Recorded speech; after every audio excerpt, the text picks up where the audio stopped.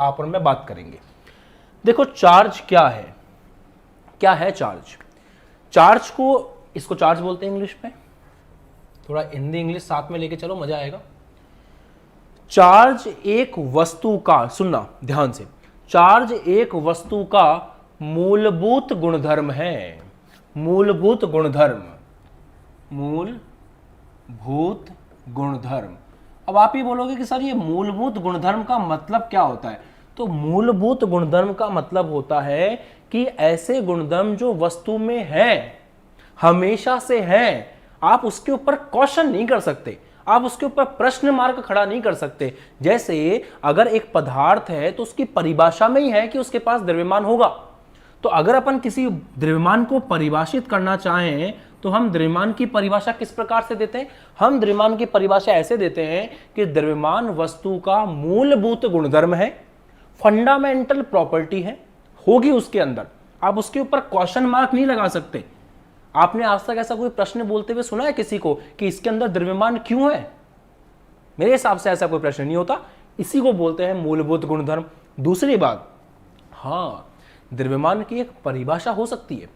जैसे किसी वस्तु के अंदर निहित पदार्थ की मात्रा को हम द्रव्यमान कहते हैं, बिल्कुल वैसे ही आवेश की भी बहुत सी परिभाषाएं आपको मिलेंगी। मैं आज खुद बताऊंगा आपको एक दो परिभाषाएं, बट हाँ आप ये समझें कि आवेश एक वस्तु का मूलभूत गुणधर्म है। सबसे पहले इस लाइन का मतलब आपको पता होना चाहिए कि मूलभूत गुणधर्म से हमारा क्या तात्पर्य है, ऐसे गुणधर्म जो वस्तु में पहले से हैं।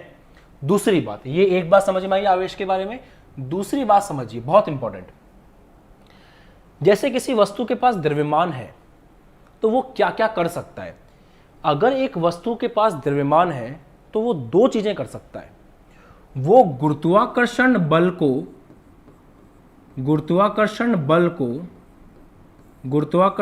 को उत्पन्न कर सकता है, और अगर कहीं पहले से कोई गुरुत्वाकर्षण क्षेत्र में वो है तो उस गुरुत्वाकर्षण बल को अनुभव भी कर सकता है। अब आप बोलोगे कि सर ये क्या मतलब है इसका? देखो, पृथ्वी एक वस्तु है, जो पृथ्वी है उसके पास ऐसा क्या है जिसके कारण उसने गुरुत्वाकर्षण बना रखा है? तो आपका आंसर होगा सर द्रव्यमान। हमारी पृथ्वी के पास बहुत सारा द्रव्यमान है और द्रव्यमान होने के कारण ही वो अपना एक गुरुत्वाकर्षण बल हमारे ऊपर लगाती है। इसका मतलब द्रव्यमान के कारण पृथ्वी क्या कर रही है? गुरुत्वाकर्षण बल उत्पन्न कर रही है। मोटी मोटी बात समझ में आई? हमारे पास ऐसा क्या है जिससे हम पृथ्वी के गुरुत्वाकर्षण बल को अनुभव करते हैं? हमारे पास ऐसा क्या है जिससे हम पृथ्वी के गुरुत्वाकर्षण बल को अनुभव करते हैं? तो आंसर भी वही है, द्रव्यमान। क्योंकि हमारे पास द्रव्यमान है इसलिए हम पृथ्वी के गुरुत्वाकर्षण बल को अनुभव करते हैं। अगर हमारा द्रव्यमान धीरे धीरे कम होता जाए तो हमारे ऊपर पृथ्वी का गुरुत्वाकर्षण बल भी क्या होता जाएगा? कम होता जाएगा।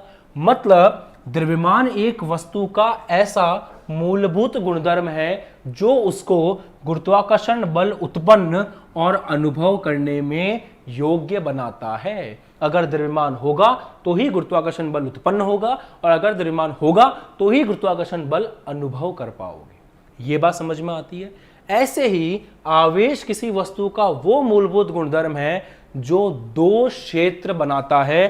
पहले क्षेत्र का नाम है विद्युत क्षेत्र, जिसके बारे में आप बहुत डीप में पढ़ोगे इस चैप्टर में, और दूसरे का नाम है चुंबकीय क्षेत्र, जिसके बारे में आपने पढ़ रखा होगा थोड़ा बहुत। चुंबकीय क्षेत्र वही आपके चुंबक, उन्हीं के बारे में बात हो रही है।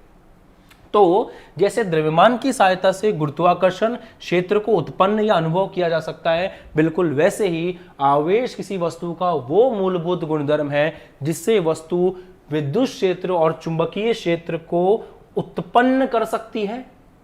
मतलब अगर इन दोनों क्षेत्रों को उत्पन्न करना है तो भी आवेश की आवश्यकता होती है, और अगर इन दोनों क्षेत्रों को पहले से कहीं है और अनुभव करना है तो उसके लिए भी आवेश की आवश्यकता होती है। मतलब ये तो वही बात हो गई, अगर इस कमरे के अंदर चुंबकीय क्षेत्र है परंतु आपके पास आवेश नहीं है तो आप उस चुंबकीय क्षेत्र को अनुभव नहीं कर सकते। और अगर इस कमरे में चुंबकीय क्षेत्र है तो उसको उत्पन्न भी किसी आवेश ने ही किया होगा। यहां तक की कहानी समझ में आती है? यहां तक की कहानी समझ में आती है? सब बच्चों को समझ में आती है?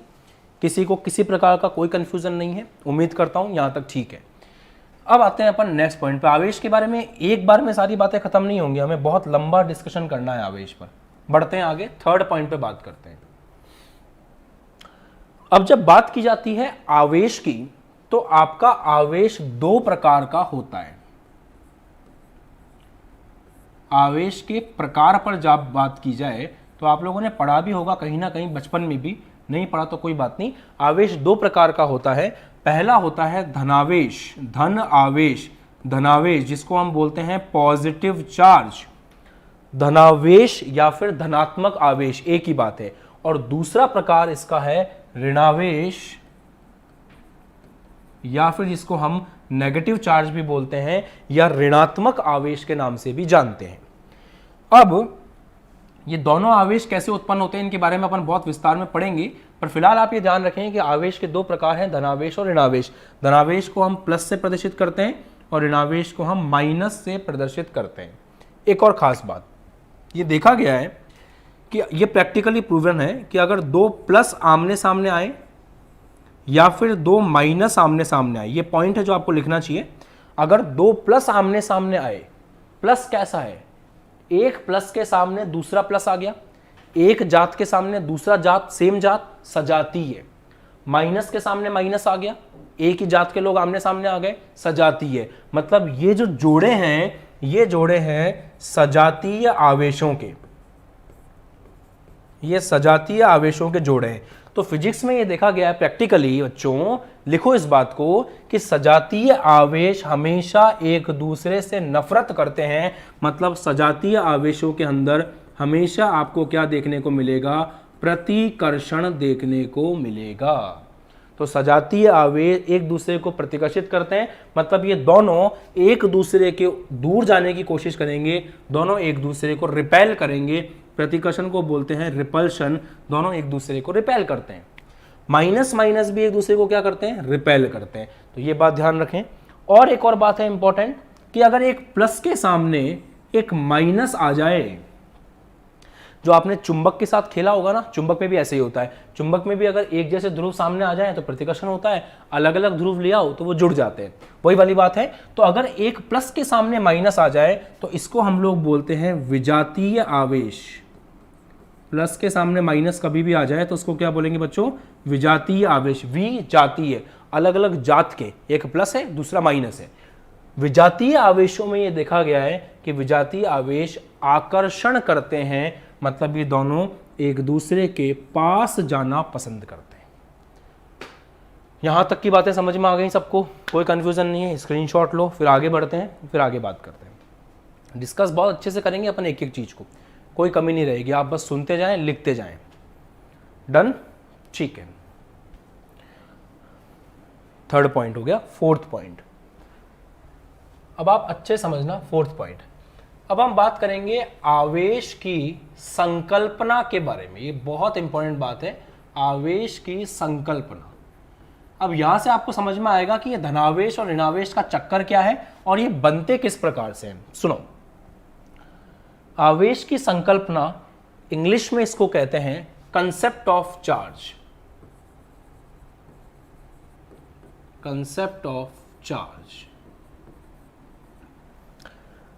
बहुत आराम से समझाता हूं। आप लोग सोडियम को जानते हो, सोडियम से आप लोग मिले होंगे केमिस्ट्री के अंदर।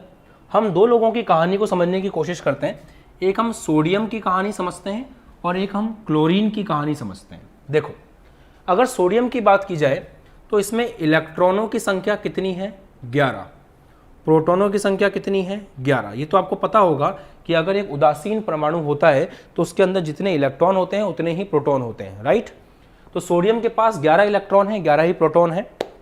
सोडियम की जब बात की जाए तो सोडियम में आप लोगों ने एक ऑब्जर्व किया होगा उसका इलेक्ट्रॉनिक विन्यास। तो जब सोडियम का इलेक्ट्रॉनिक विन्यास देखा जाता है तो वो होता है 2,8,1।